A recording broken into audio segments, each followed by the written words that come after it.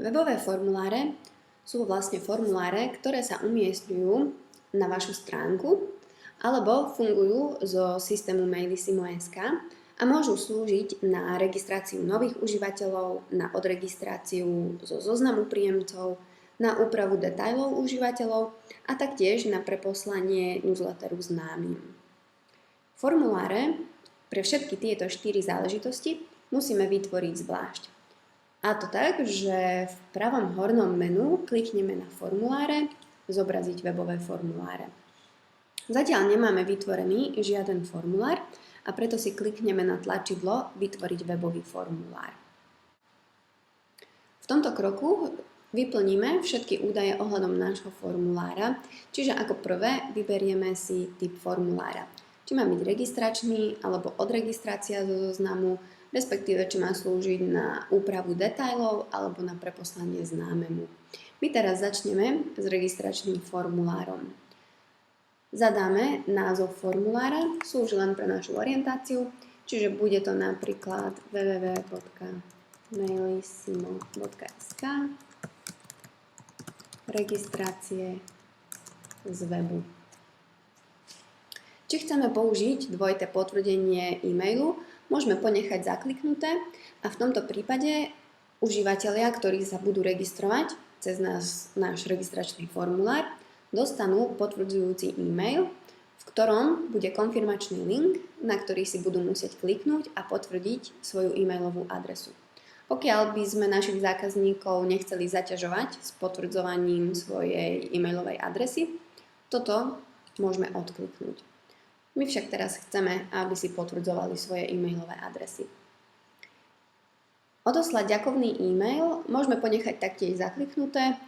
Môžeme sa poďakovať našim zákazníkom, že sa zaregistrovali do nášho zoznamu.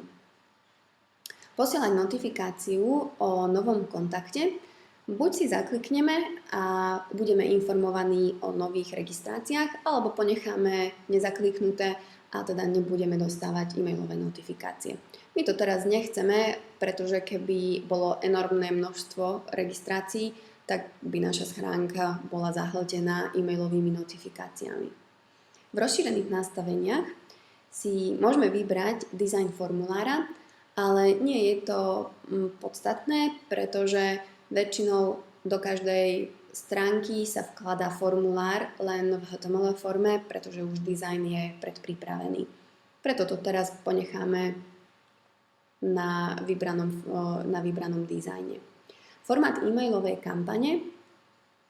Tu môžeme povoliť užívateľovi výber. Samozrejme, naša stránka už musí byť tak pripravená, že keď chceme povoliť užívateľovi výber, či chce dostávať HTML alebo textové newsletter, tak aby tam toto tlačidlo už bolo.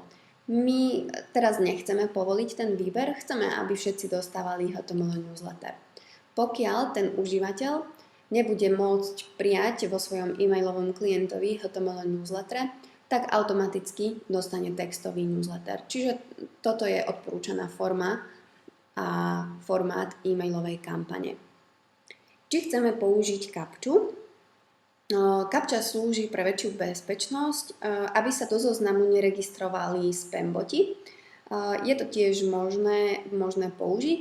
Musí byť náš formulár samozrejme znova tak pripravený, aby sa kapča mohla vypisovať. Čiže pokiaľ by sme ho chceli použiť, ponecháme zakliknuté. My to teraz zatiaľ nepotrebujeme, samozrejme potom sa dá dodatočne zapnúť. V nasledujúcom kroku vyberieme zoznam príjemcov, do ktorého chceme umožniť registrácie.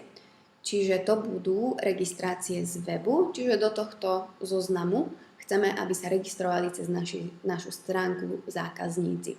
Pokiaľ by sme chceli, aby naši zákazníci vyplňali pri registrácii aj svoje meno, aj priezvisko a napríklad aj mesto, môžeme tieto údaje zakliknúť. To sú voliteľné polia, ktoré sú v danom zozname prítomné.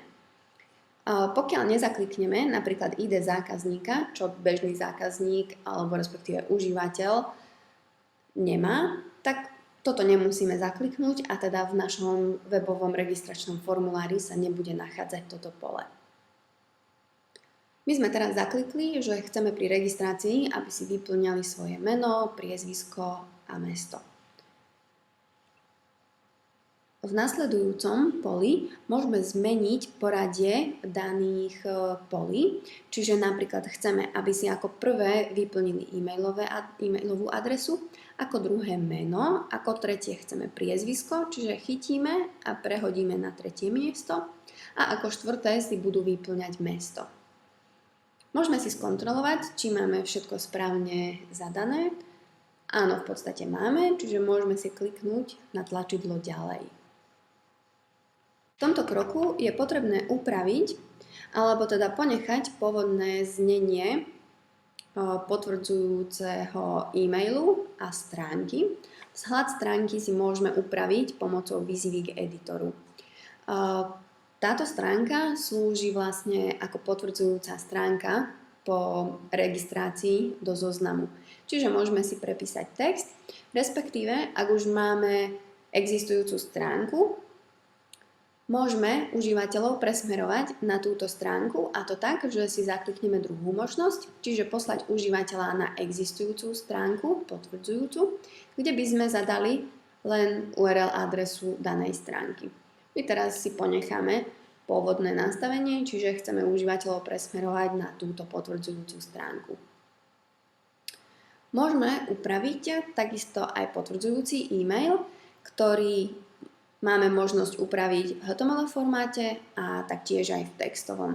Čiže potvrdzujúci e-mail bude odchádzať z tohto mena, z tejto e-mailovej adresy, odpovede budú prichádzať na túto e-mailovú adresu a už predmet správy a znenie správy môžeme si prepísať, ako budeme potrebovať. Čiže môžeme sa poďakovať, môžeme zvítať užívateľov, akokoľvek to uznáte za vhodné. Keď toto budete mať hotové a všetko bude v poriadku, môžeme kliknúť na tlačidlo ďalej, kde máme možnosť upraviť ďakovnú stránku. Takisto ako na predchádzajúcej stránke môžeme užívateľov, pokiaľ už máme vytvorenú stránku pre ďakovnú stránku, môžeme ich presmerovať na danú URL adresu, zaklikneme si druhú možnosť poslať užívateľa na existujúcu stránku, kde zadáme kompletnú URL adresu ďakovnej stránky. My si teraz takisto ponecháme pôvodné nastavenia. A keďže sme zvolili, že užívateľom bude odchádzať aj ďakovný e-mail, môžeme taktiež zmeniť meno odosielateľa, z akej e-mailovej adresy bude odchádzať e-mail, na akú e-mailovú adresu budú sa prijímať odpovede, predmet správy a taktiež HTML a textová verzia ďakovnej správy. Keď to máme všetko zadané, môžeme kliknúť na tlačidlo ďalej a v tomto kroku upravíme chybovú stránku. Zase máme možnosť užívateľov poslať na existujúcu stránku, ktorú by sme mohli mať naštylovanú v dizajne našej stránky. My to ponecháme pôvodne a klikneme si na uložiť. Po dokončení všetkých úprav systém nám vygeneruje HTML kód webového formulára, ktorý môžeme vložiť do našej stránky. Je veľmi dôležitý, aby sme zachovali začiatok form tagu, čiže toto musí byť presne takto skopírované do našej stránky. Samozrejme, ak by sme potrebovali nejaký štýl, nejakú klasu pridať, je to možné, dá sa s tým akokoľvek pracovať, ale sú potrebné tieto údaje.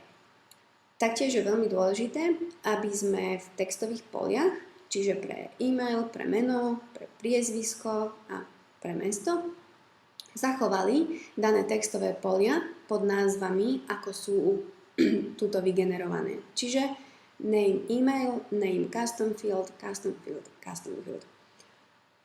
Taktiež nemôžeme zabudnúť na jedno skryté textové pole, ktoré slúži na výber, či chce zákazník dostávať HTML alebo textový formát newsletteru.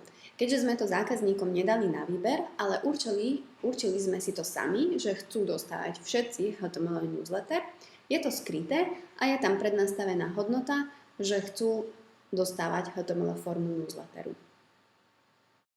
Taktiež je veľmi dôležité, aby sme za ukončujúci form tag uviedli JavaScript, ktorý nám systém vygeneroval.